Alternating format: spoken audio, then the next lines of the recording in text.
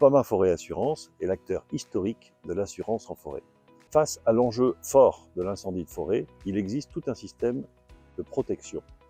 Dans ce système, la prévention joue un rôle essentiel. Le CNPF a donc 3 rôles principaux. Le premier, c'est d'agréer les plans simples de gestion.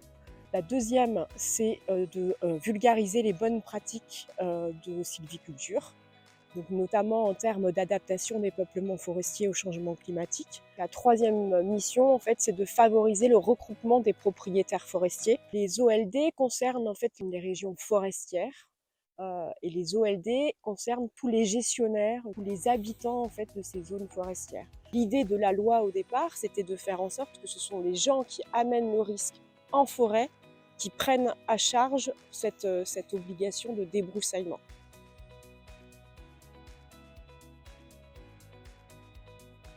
Les DFCI, elles ont 3 missions principales. La première, c'est l'aménagement du territoire.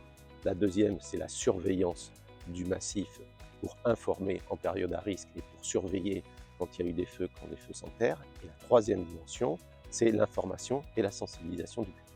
On a une augmentation des périodes à risque.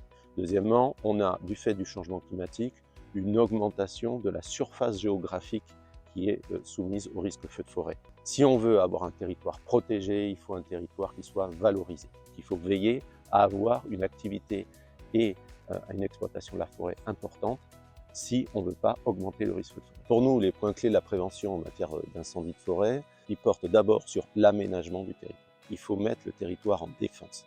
C'est-à-dire qu'il faut préparer le territoire pour éviter que les feux qui ont été initiés généralement par l'homme se propagent.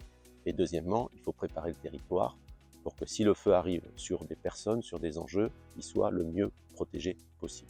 Je donne un exemple, ne pas planter d'arbres à 4 mètres des routes ou des pistes, et puis veiller à avoir une desserte suffisante, par exemple des parcelles de 25 hectares avec une piste autour. Un autre point peut être un repère, avoir un point d'eau tous les 500 hectares. Nous, en tant que sapeurs-pompiers, on doit traduire une carte de végétation en carte de combustible. C'est-à-dire que tout ce qui est végétal peut être inflammable, plus ou moins en fonction des conditions climatiques et en fonction des essences concernées. Donc à ce titre-là, nous devons être plus performants sur les prévisions de comportement des incendies, mieux connaître le feu, mieux gérer le combustible et adapter nos techniques de lutte par rapport à ces évolutions. Sur le vent, on ne peut pas agir, mais sur le feu, on peut agir.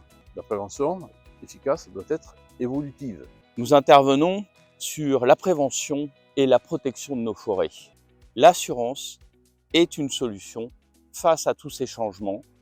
Nous sommes là pour vous accompagner, s'assurer, c'est possible.